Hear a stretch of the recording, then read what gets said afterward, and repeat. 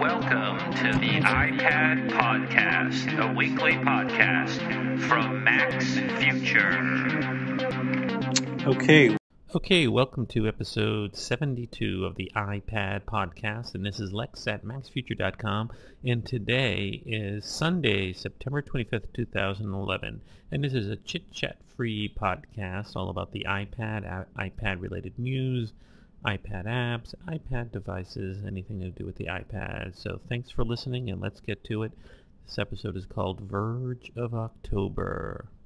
Okay, so the big news is that we're very close to iOS 5 being released for the iPad, as well as the iPhone. Now, it's been in beta mode all summer long, but we're getting very close to an event. And that's the fall event for Apple, and various sources, including the Wall Street Journal's All Things Digital and other sites, have pegged the big event to occur on October 4th, which is not this coming week, but the week after that. I think it's Tuesday, October 4th. And there's also other signs pointing at there's been a lot of beta releases of the iOS 5. They're very close to a gold master. Apple's cloud service, the Match, which has been available for developers, is going to be reset, I think, today or tomorrow. So it's all coming very close, and I can't wait for iOS 5. Apple has previewed a lot of the stuff that's going to be on iOS 5. Just to go over it briefly, I mean, the key things that are going to come are going to be the following. For example, there's going to be a new notification center. So you're going to have everything, mail, calendar, SMSs, everything in this little drop-down window that comes down on the iPad. You just press down with your finger and it's there. So that's going to be very cool. Now, the other cool feature that I can't wait for is called iMessage. And basically what iMessage is, it's an instant messaging service, but frankly, it's going to be revolutionary because it's going to make you save huge amounts of money text messaging, because while you can send regular text messages, iMessage is going to allow you to send instant messaging to other iOS devices, and a lot of people think it's going to come to iChat on a Mac. So you're going to be able to instant message with anybody else who has an iPhone or an iPad or a Mac, I believe, for free, or an iPod Touch.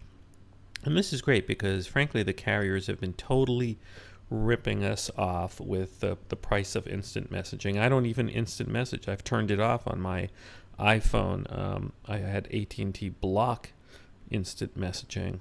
But the cool thing is, with iMessage, Apple's designed it so that if you think you're texting someone and you're not sure if they have an iPhone and can iMessage, it'll automatically turn a regular text into an iMessage. So it's really just like a regular text, except Apple figures out that the other person has an iPhone or an iPod Touch or an iPad or a Mac, I guess. And so this is just going to automatically, even if you're texting a lot, cause you to save money. Now, like, my wife has an iPhone and I have an iPhone, and I haven't been texting because, again, I just refuse to pay AT&T any additional money for texting. I think it's crazy that they charge for it. I have $30 a month in unlimited internet access, and yet AT&T wants to charge me more for that. So this is going to be really something I can see my family and I really using, because we're all on iDevices.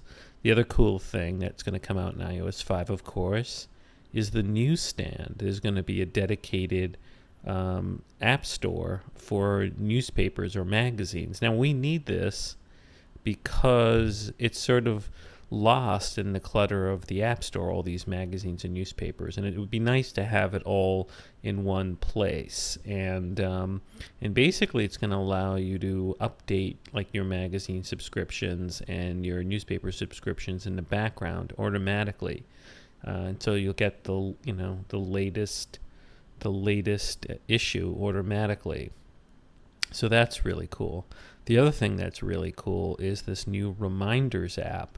Now, this sort of does away with all these to-do apps that have been selling in the iPhone and the iPad. And basically, Reminders is sort of a dedicated to-do app. But the really cool thing about the Reminders app, and this is something I had a chance to play with in the beta, is location reminders, where you can basically say, remind me when I'm at, I don't know, at the museum to buy that special, monkey or something that was in the gift shop. Or remind me when I'm at at my relative's house, my Aunt Jenny. When at Aunt Jenny's house, remind me that I owe her $10 and I need to pay her. Or remind me when I'm shopping in a certain store to pick up something. So you can have location reminders. So you can set it so that when you either enter a location or leave a location, that you'll get this reminder. So that's going to be really cool. Now, the other really cool thing is that Twitter is going to be integrated into everything. In other words, I've said this before, I think Apple's going to buy Twitter because iOS 5 is going to make it easier to access Twitter, because you're going to have Twitter in the settings, and then apps can take advantage of the Twitter integration, and already a lot of apps do, but you're not going to have to repeatedly sign in.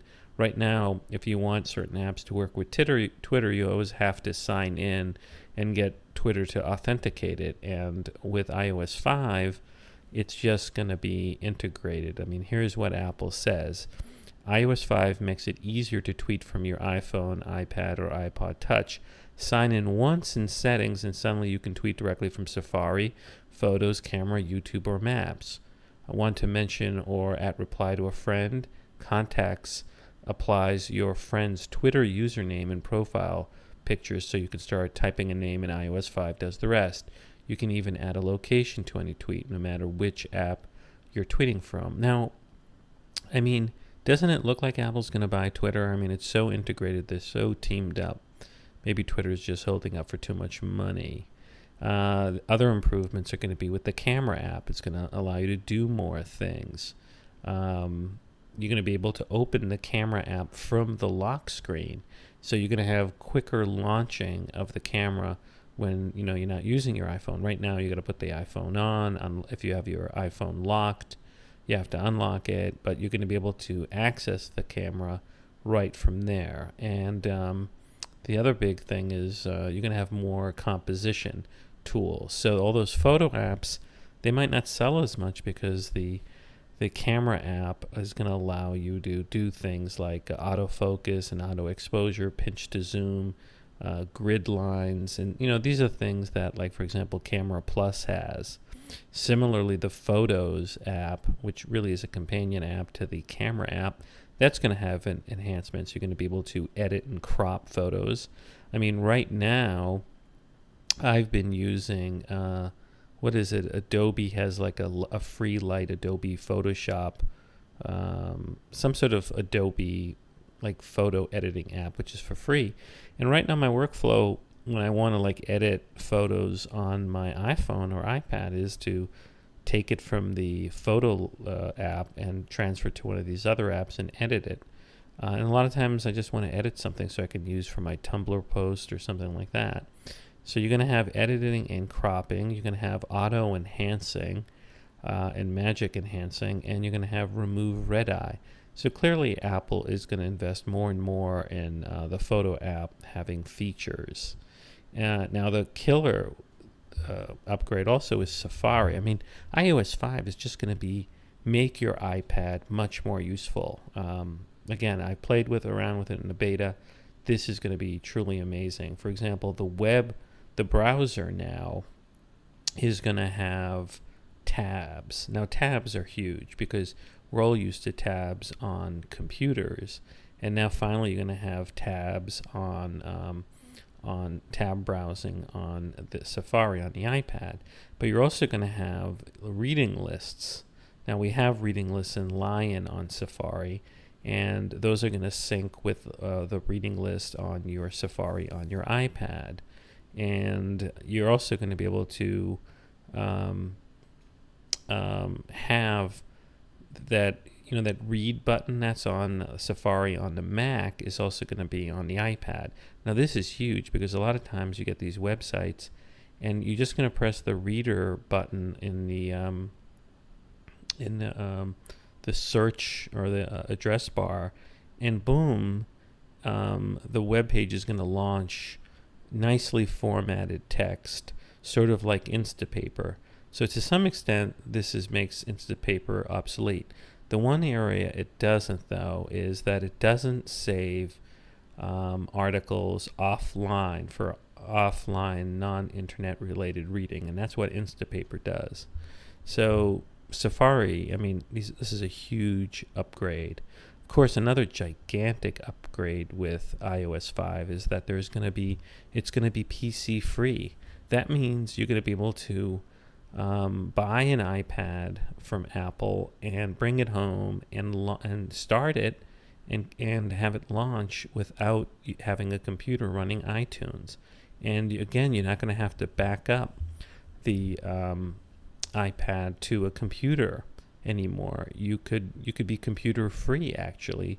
A lot of people who don't have computers can get the iPad and have the iPad be their only device. And the key is that the iPad is going to back up to Apple's announced but not yet started iCloud service. So your iPad or your iPhone is going to back up to Apple's online service. And I think Apple gives you free 5 gigabytes of data backup, but you could pay, I don't know, a yearly amount, and it's going to be extra space. Also, the Mail app is going to be improved. You're going to get formatted text you can format text using bold, italic, or underlined fonts. You're going to be able to have indents in the text of your message. You're going to be able to drag to rearrange names in address field.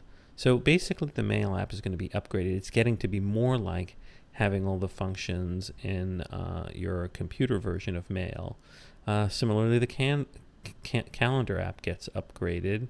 You're going to have you're going to be able to see the whole year view on the iPad and week view on the iPhone and iPod Touch. You're going to be able to tap to create an event and drag to adjust the time and duration. You're going to be able to add, rename, and delete calendars directly from your device. And you're going to be able to view attachments without leaving the app. And you're going to be able to use iCloud to share calendars with friends and family. So see, what Apple is doing is making these apps be for an iPad that has no companion computer. In other words, that is the computer for someone. Anyways, it's going to be upgrades to Game Center. If you have a computer, you're going to be able to wirelessly sync using Wi-Fi to your iTunes account. Now, you're also going to be able to make, this is really cool. I mean, I just can't wait for iOS 5. It's going to be a game changer. But you're going to be able to create your own finger swipe shortcuts for things. So it's like you're going to be able to program your own finger swipes. So you could use 4 or 5 fingers. You could swipe to reveal the multitasking bar. You can pinch to return to the home zone, and you're going to swipe left or right to switch between apps. Those are the standard gestures, but also I think you're going to be able to create your own gestures.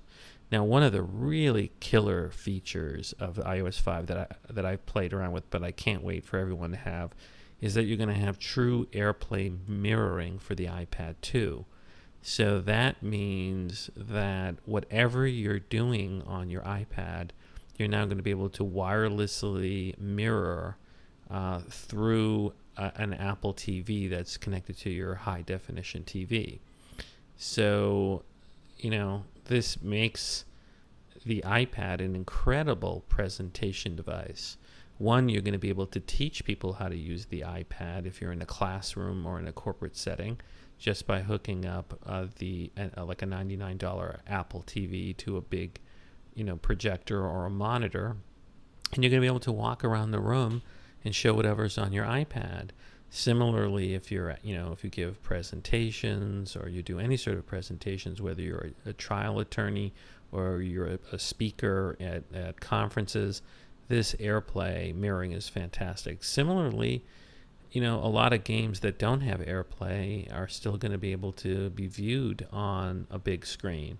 So it's really huge. And then there's also all sorts of accessibility improvements. For example, there's going to be you're going to be able to have custom vibration settings that let you see and feel when someone's calling. So this is really cool. You can program with your contacts custom vibrations. So you go into contacts and you say, I want to have ... like bump bump bump, long vibration, be like the vibration for a particular person. So the iPhone could be in your pocket, and you could have designed a custom vibration for like when your wife calls and you have the sound off, or your kids, or a business or something like that. And similarly, you can have custom LED flashes. So this is really cool. And there's also improvements in VoiceOver, including custom element labeling. Now, one thing that they don't talk about on Apple's website, but which are in the rumor mills, is that Apple's going to have voice recognition built into the iOS using Nuance's technology. And there's been a lot of rumors about that happening. And I think it's going to happen. I think that's going to be one of the big announcements that they have on October 4th, that there is Nuance voice recognition.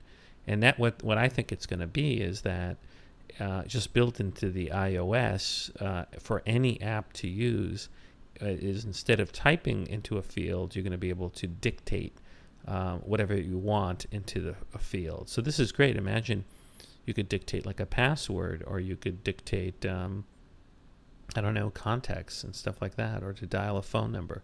So it's very cool. I can't wait for iOS 5. I think we're all going to be thrilled. Now, it looks like one of Apple's competitors is seeking to upstage Apple's big announcement on October 4th. Word has it that this coming week, Amazon's going to have some sort of big announcement. And the New York Times reports that Amazon is going to be revealing a competitor to the iPad. It has a story out on September 25th entitled, "Amazon Has High Hopes for Its iPad Competitor." And basically the concept is that it's going to be like a $250 device, that it's going to be a small device, like 6 or 7 inches, like the current Kindle. So it's going to be the Kindle device, and it's going to be basically an Android Kindle running color and having touch screen, and it's going to be 7 inches. But it's going to have like Amazon's video available on it, and obviously the Kindle bookstore. And, in some ways it's also competing with the Nook from Barnes & Noble, which already is color and has some touch screen. So it's going to make for an interesting competition for Apple's iPad. It's not going to totally overlap with the iPad. It's because it is cheaper and smaller, and the iPad's bigger. But I think it could take away some sales from the low end of the iPad, the $500 version. I think some people may forego getting the iPad and get the color Kindle. But we'll have to see. It's going to be sort of a closed Android system. It's not going to... everyone thinks that it's just going to have... Amazon's App Store for Android. So I'll have to see. I may pick one up myself. If anybody who can compete with Apple, maybe it's Amazon. One concern I have with Amazon, though, is it doesn't really make much of a profit. It's constantly seeking to, expand its revenue. So I don't even know how much money they're making on this Android Kindle they're going to make. And if they don't make decent money, who's to say they're going to support it in the future? Apple does make decent profits on its iPads. Okay, so one of the popular things on the iPad is for cable providers like Time Warner Cable and other cable providers to provide TV on your iPad. And most of them work by allowing it when you're near your cable service and not really remotely. And word comes from ZDNet.com that Comcast, a major cable provider, is preparing something called AnyPlay live TV streaming service for the iPad, and basically that it's gonna have something, and I guess the story comes from Mac Rumors, is relying on its AnyPlay service, which it currently has, which will use a special Motorola box to relay broadcasts to your iPad and presumably Android tablets over your wireless home network. And you'll be able to sign up a maximum of 10 tablets that can run the AnyPlay service. Frankly, the name AnyPlay sounds too much like Apple's AirPlay. And Time Warner already has that. Because right now you can on Time Warner watch many channels if you have a Wi-Fi connection that goes through your cable box. So look, it's a trend. What I would like to see as a trend is if they allowed you to get your cable TV streamed through an iPad over 3G or the cell phone data, so that, or remotely, anywhere on the internet, so that if I'm out of the house and somewhere else, I can get that streaming anywhere. So, good that Comcast is doing this, but I'd like the cable companies to do more. Now, I've been saying this for a long time, that the only way we're going to get the iPad in the workplace, at least the places that we work at, is if we bring the iPad into work and start demanding that our IT departments support them. Well, the New York Times, a venerable paper on September 22nd, had an interesting article in the technology section entitled "More Offices Let Workers Choose Their Own Devices." So there are big corporations that allow you to have your own smartphone or your own computer, and I guess your own tablet, and that's a trend. Frankly, we've been at the tyranny of the IT departments of big corporations or government agencies where they treat it like it's the space program, when really computers and tablets and electronic devices, they're frankly getting to be more like the staplers and tape and paper that we use, and the IT departments treat it like it's a matter of national security, and or that it's literally the space program. For example, I don't understand why, if we run out of space on a server, why can't I just go to the local store and buy a $99 hard drive and just stick it in? Anyways, but in this article, it basically says that a lot of, people are bringing their iPad to work and asking their iPad to be used together with, the rest of the corporation or enterprise setting. So, I think it's a trend that's only going to continue until it happens. The article says at one point, letting workers bring their iPhones and iPads to work can also save companies money.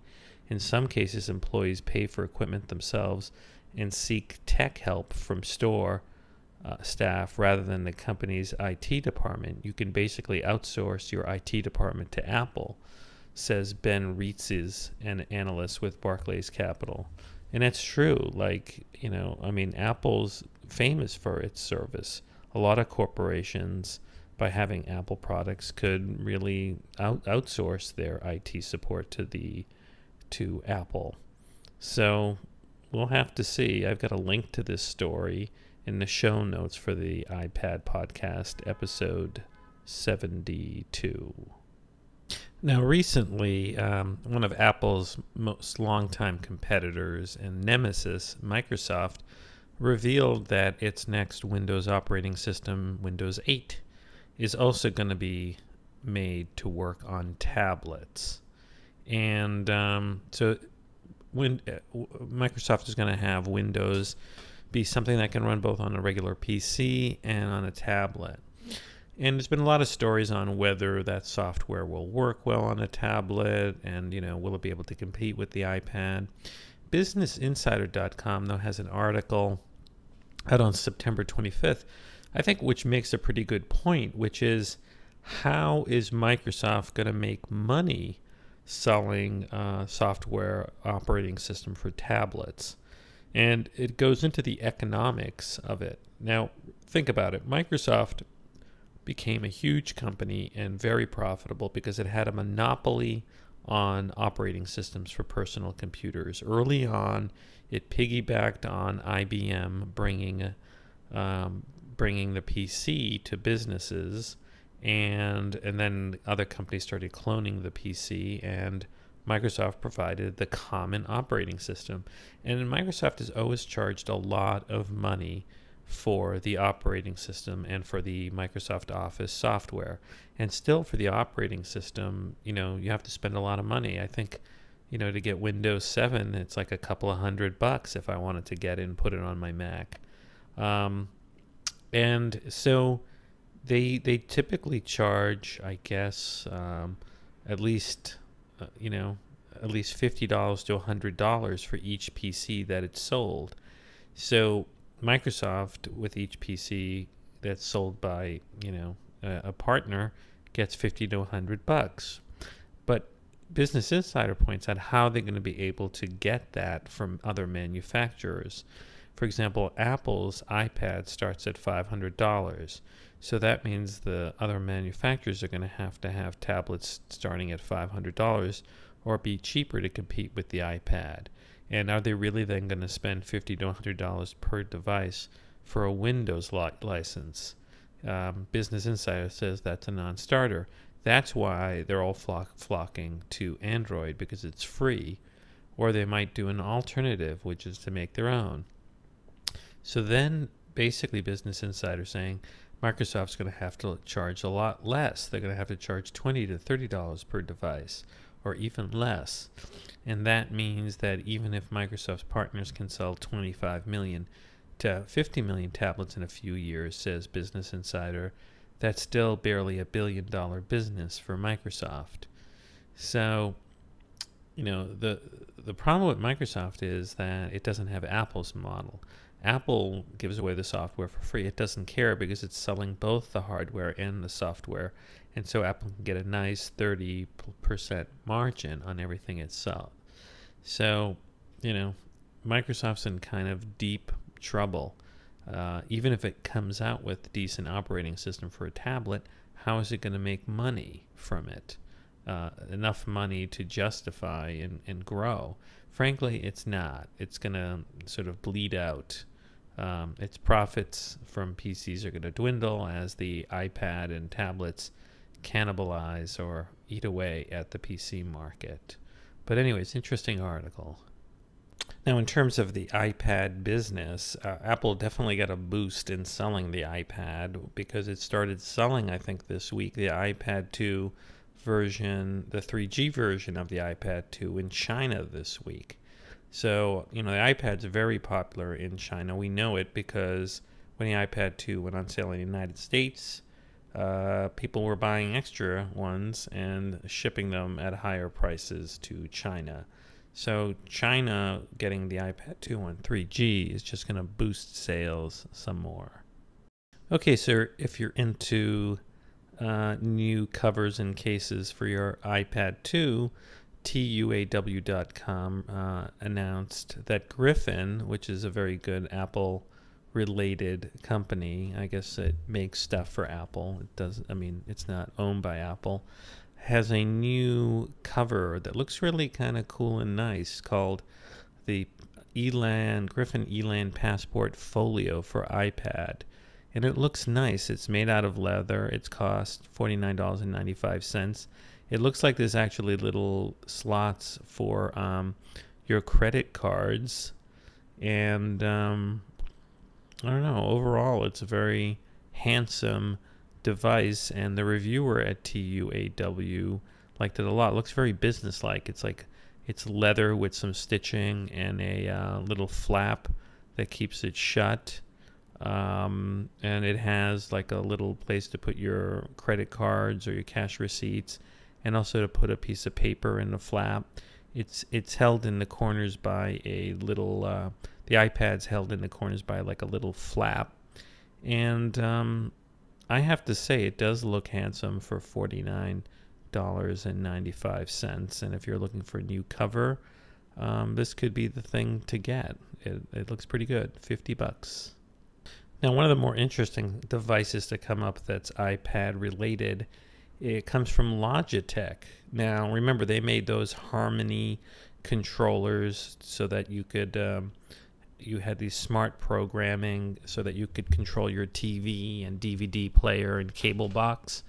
Well, Harmony has something called, or Logitech has something called the Harmony Link, and it's going to cost $99.99. And essentially, it's an IR blaster, but it also has, I guess, Wi-Fi in it, and you place this disc-shaped device near your home theater. This is according to PCMag.com. And it functions as an infrared blaster, sending remote commands to your HD TV, Blu-ray player, set-top box, or compatible game. So the device basically sends infrared commands, and it comes with an infrared blaster, but it connects to your Wi-Fi network and can be controlled by any iOS device or Android smartphone using the Harmony Link app. And so the app, basically is the key part here. It says here that the iPad version of the app features a program guide with schedule grid, letting users browse what's on TV through the iPad, just like their cable box. And the programming information will be provided from Rovi. So, look, I still have my Logitech Harmony remote, and I never use it. And this would be a nice solution. There's other solutions out there that actually attach an IR blaster to the iPhone or iPad. In a way, this is more elegant because you don't have to worry about plugging and unplugging in the IR blaster to your iPhone or iPad. This one, you just put this disc near your devices and it's blasting. Now, one concern I have is that you're having Wi-Fi control something that's then controlling by an IR blaster. So you have two wireless things happening. And so, hopefully it works well. If it works well, maybe I'll get something like this. Now, this past week, Facebook had its big developers conference, and they announced all sorts of things. But one thing that they didn't announce was a dedicated iPad app. And it's kind of frustrating that they have it. The San Francisco Chronicle thinks that they're soon going to do an iPad app. And right now, all they have is an iPhone app that works on the iPad, but it's not a full breathing iPad app. So, I don't know. Maybe Facebook feels threatened by Apple and doesn't want to be promoting Apple or the iPad with a full-scale iPad app. But I think it's kind of crazy on Facebook's side because there's obviously a lot of users of Facebook who dig the iPad and want it. So we'll have to see one day, hopefully, Facebook will make a true iPad app. Now, one thing we know is that Apple is going to strive to make the iPad and future iPads even more powerful and have better and better processors. And frankly, that's one reason to upgrade from the first generation iPad to the second generation iPad, because the second generation iPad has an A5 chip in it that has dual core processor, and it's much more powerful and faster than the first generation iPad. And well, there's word now from I guess I'm looking at the crave.cnet.co.uk website, but they cite Ars Technica, which says that developers noticed in the latest version of Apple's Xcode, which is the program on the Mac to develop programs for the iPad, the iPhone, and the Mac. Developers noticed that there was code supporting Marvell's quad-core ARM-based Armada XP processor. So basically, that's a future generation processor that's a quad-core, and so it's going to be much more powerful. Now, already there have been leaks that the next A6 chip that Apple's going to use is going to be a dual-core, using something called 3D stacking technology to cram more processor in there. So maybe this quad core is not the iPad 3's, but is going to be in the iPad 4. So, Apple could be just planning ahead, and I'm sure they are, because we know that each iteration of the iPad is going to have faster and faster processors. Now, it looks like the iPad, as well as the iPhone, is becoming a destination for content producers. For example, the famous documentary filmmaker Ken Burns is scheduled to debut his next documentary on the iPad and the iPhone. And, this comes from the GigaOm website. This documentary series is called Prohibition, a 3-part series covering the brief period in American history when it was illegal to drink booze. And but apparently Ken Burns is going to make this available first, not in the theaters, not on a computer, not on DVDs, but on the iPad. So this is pretty cool, and hopefully we're going to see more and more of this in the future, where content producers see the iPad and the iPhone as a place to first release content, because and it'll just help those devices grow more and more. Now, it's no surprise that the iPad is dominating the tablet sales, but it's nice to have someone really track it. ComputerWorld had an article out on September 14th basically pointing out that the iPad is, quote, thumping Android in purchase plan surveys. So basically, they asked corporate and consumer customers who plan to buy a tablet in the next 90 days, and 80% of business buyers picked the iPad 2 as their preference, while 85% of consumers voted for Apple's tablet, said, I guess the research company is called ChangeWave Research.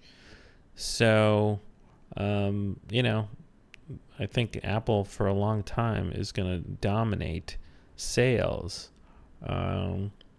Another research company, IDC, had similar results, according to this article. Basically, in their sales forecast for the second half of 2011, IDC analysts said that the Android share will shrink to 23% of all shipments in the third quarter, before bouncing back to 25.9%. And that Apple's share will remain stable, accounting for 67.7% of the tablet shipments in the third quarter of next year and 68% in the fourth quarter. So basically, they predict that, next year Apple will still be selling like around 68% of all tablet devices. It goes on to say that Apple has little danger of losing its majority position in tablets before 2015. So for several years, it looks like Apple is going to have a dominant share of the tablet market. No surprise, because I don't know, the other devices don't seem too good right now. Now, everybody talks about how Android's sort of dominating the smartphone market over the iPhone, but one metric that people don't really measure are, who's dominating the market for devices, mobile devices, that are Wi-Fi only. Because think about it, the kids market, a lot of parents don't want to buy kids an iPhone. They buy them an iPod Touch. And similarly, a lot of people who don't want, some cell data service get the iPad Wi-Fi. Well, there's apparently Boingo Wireless, the largest Wi-Fi provider worldwide, according to Apple Insider, did a report noting that smartphones and tablets now make up 58.9% of all devices using the company's networks installed at 60 airports in North America and Europe, and 400,000 other Wi-Fi hotspots. And basically, so in other words, almost 60% of all the devices that connect to their service are Wi-Fi devices, and apparently, according to them, Apple's iOS devices make up 83% of the traffic. So that's pretty dominant. Now it says that Android has tripled its share from last year, but is still a distant fourth place behind the iPhone, iPad, and iPod Touch devices. So that's an interesting metric that you don't hear discussed much, but is significant. Okay, so let's discuss some interesting apps. Now, we're living at a time of financial turmoil, and one of the more significant entities in dealing with the financial turmoil worldwide is the International Monetary Fund, the IMF. It is a transnational international organization that various countries belong to that help bail out insolvent countries. Well, interestingly, the IMF has a free app called the IMF eLibrary. And it's basically a way to access and visualize IMF data, browse through data from flagship IMF publications such as the International Financial Statistics, and dive deeply into specific data sets covering investment, official reserves, financial soundness, and more. So it looks pretty interesting. It's got all sorts of graphs and data. So it has a lot of data about the world, like different countries, and where, to make investments, that sort of thing. But, looking at the screenshots, it looks very interesting.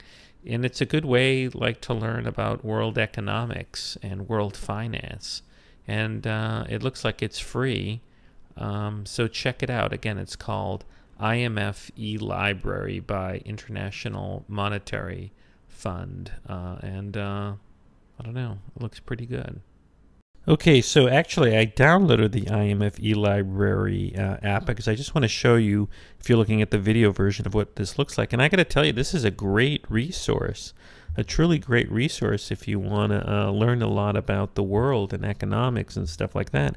And it appears to be free and give you all sorts of interesting access to free content from the IMF.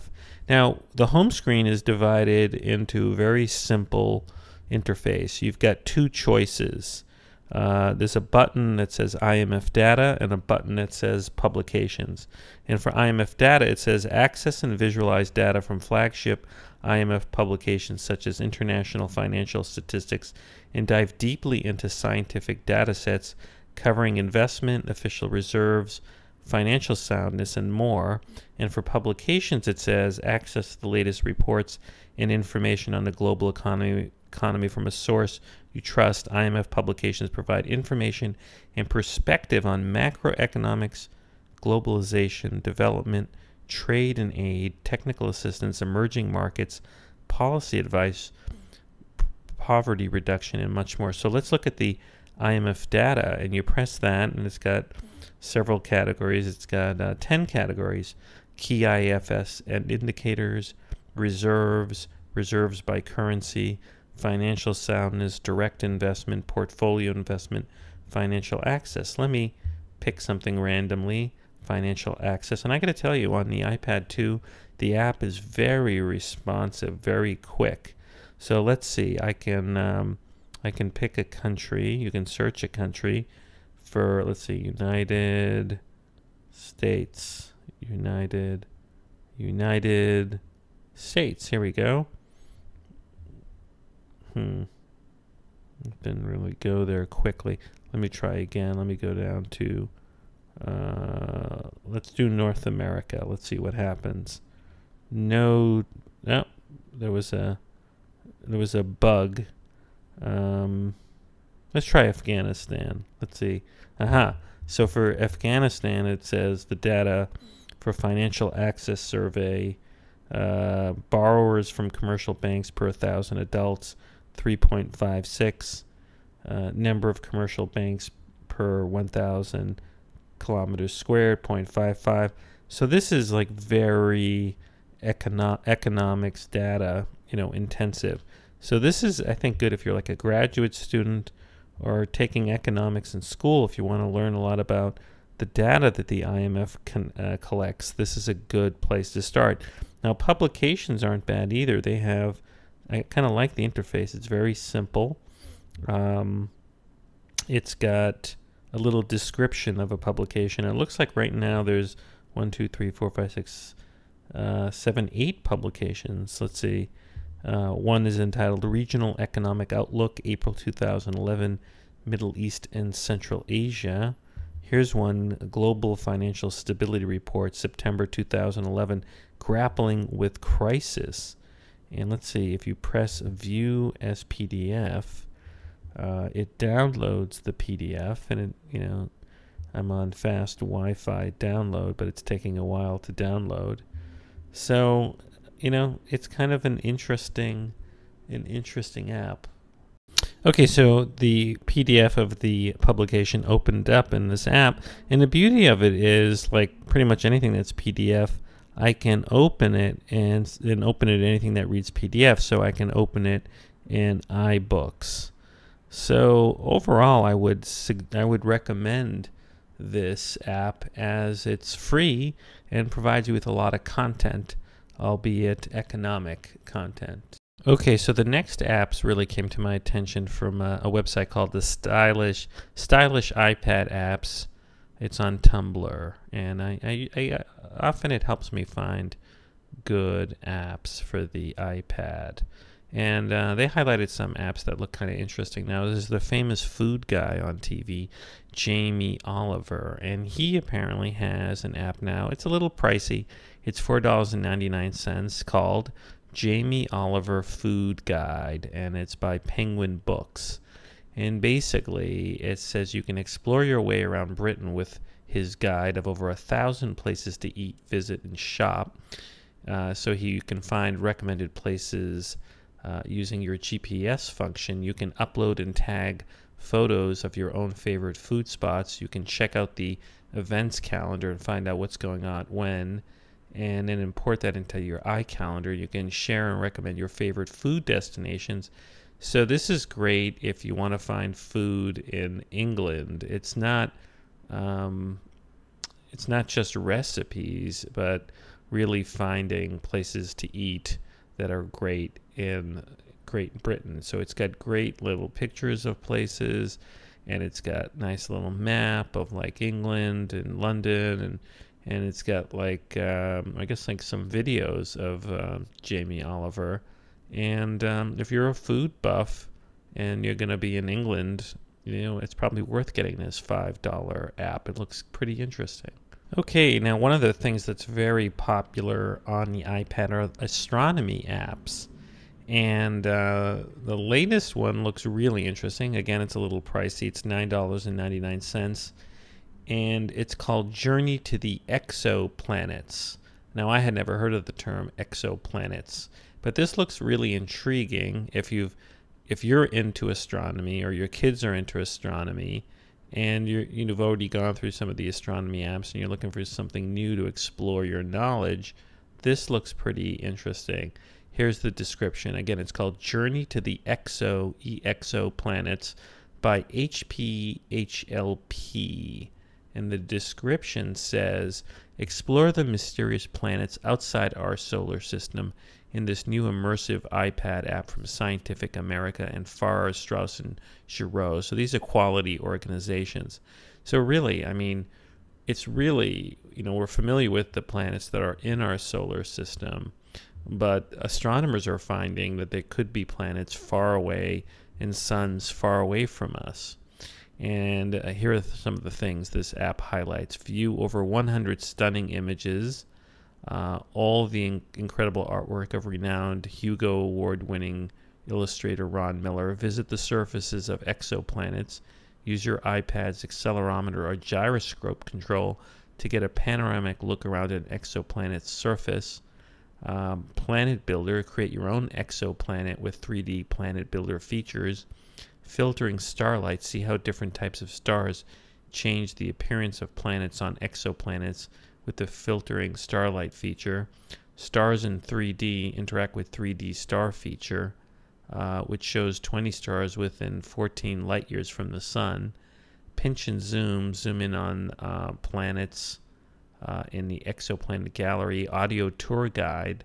So this seems to be incredibly feature rich. There's a guided tour, learn all about exoplanets with Scientific America contributing art director Edward Bell. I mean, if you're into astronomy, this seems amazing, actually. Timeline, take a journey through the multi-touch timeline of key discoveries in the history of astronomy.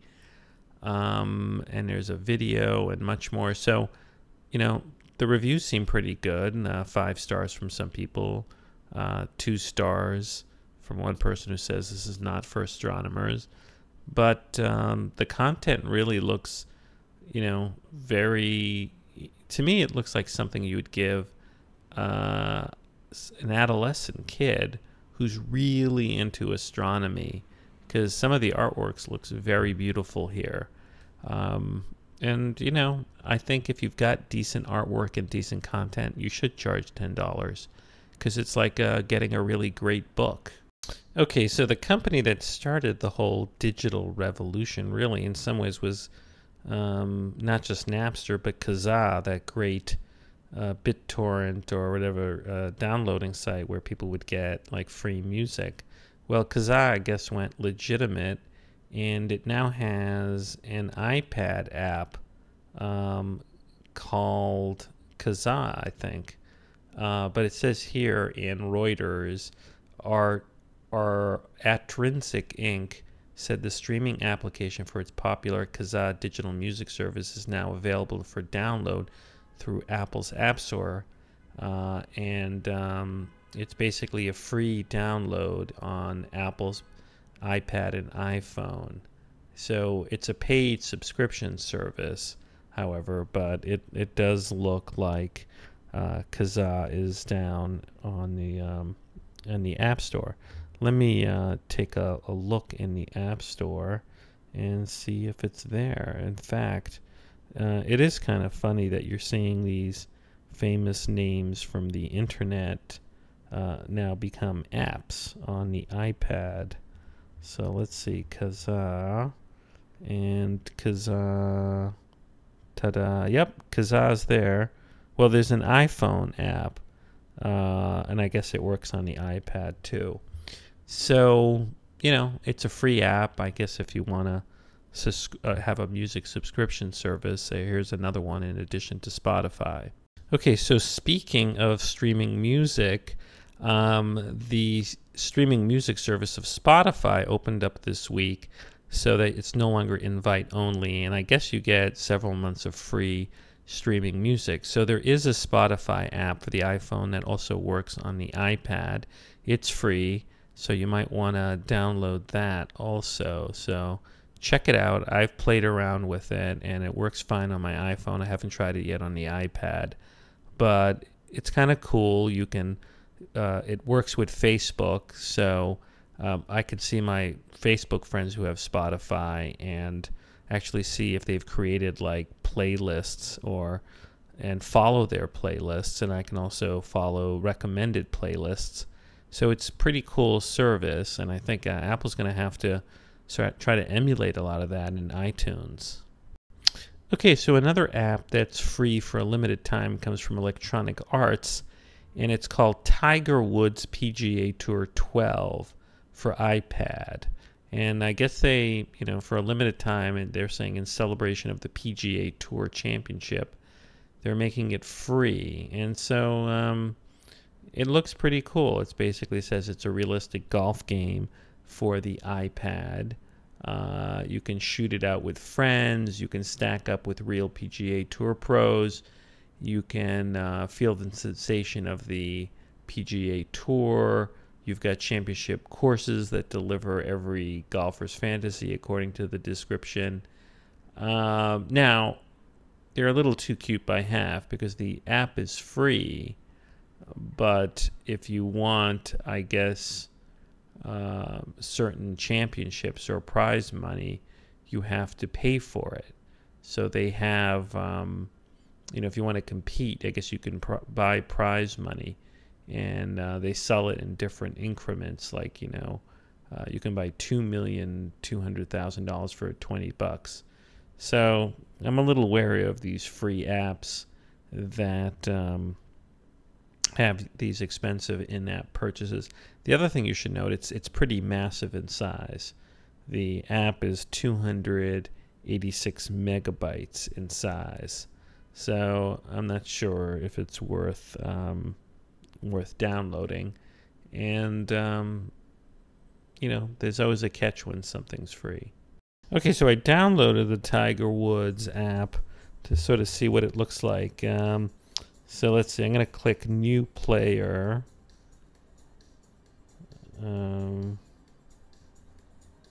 Okay, I'm going to call myself Lex. You got to type in your name, Lex. You can even you can also pick your skin color when creating a player. I guess they give you 50,000 in play money. You can pick your attire, the color of your attire, so you can set your. I'm gonna make it kind of bizarre. So it's interesting. You have tennis, and this is where they get you because they want you to buy more money. So you have 50,000, and you can spend it on pro shop stuff like a power glove, power booster, impact club.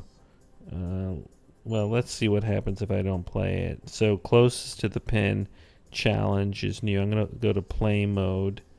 And here we go. Stroke play, team play.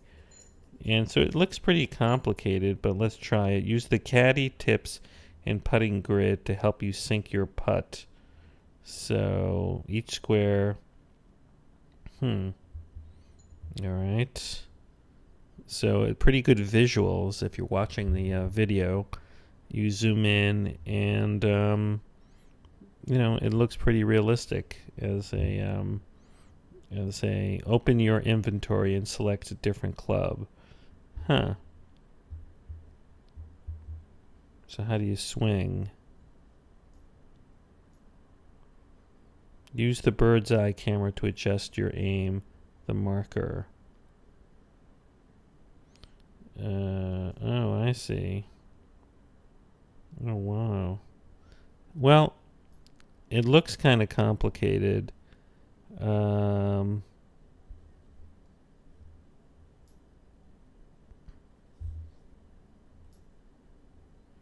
Swing meter. Press this button to enter swing mode. To begin the back swing, touch and hold the golf ball at the top of the swing meter and drag it towards the bottom of the screen. When you have reached the desired power, drag the golf ball back towards the top of the screen to hit the ball. How straight you are will define how you strike the ball. Instead of drawing a straight line when striking the ball, learn to draw gentle curves to the left or right to execute. So let's see. Oh, okay. I have a pretty good shot. Spin tutorial. To get really low scores on the golf course, you will need to master the spin. Once the ball is in flight, repeatedly swipe the spin icon in the direction you wish the ball to roll when it lands. The faster you swipe, the more aggressive the spin will be.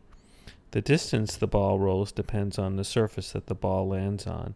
So look, this is a pretty, interesting and good graphic game. It does seem kind of realistic. I had a nice drive in the middle of the fairway. Look, on my initial overview of this thing, it looks pretty cool, this Tiger Woods app.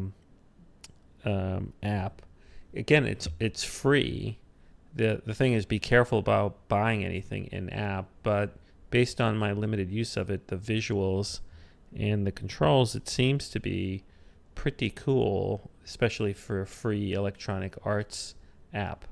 Now, speaking of games that are free, another intriguing game that is free is called World Cup Table Tennis HD, the addictive classic game in 3D by Skyworks. So I've never seen a ping pong game before on the iPad, and it looks kind of cool. In terms of size, it's only 26 megabytes. I guess it's been out for a while. It has in-app purchase for $1.99 of getting the World Cup table. And I don't know, it looks like it's a tournament style, and you supposedly have realistic physics, and I guess you learn a little about ping pong or table tennis, and it can integrate with Facebook, and you can play, I guess, your friends. So it's definitely unique. I haven't seen anything in terms of ping pong before on the iPad, so it's pretty cool. Okay, thanks for listening to episode 72 of the iPad podcast. And remember, this is a chit-chat-free podcast from Lex at maxfuture.com.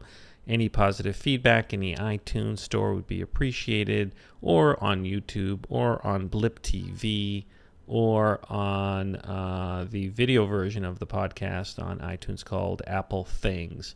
Again, this is episode 72, and this is Lex. Thanks for listening.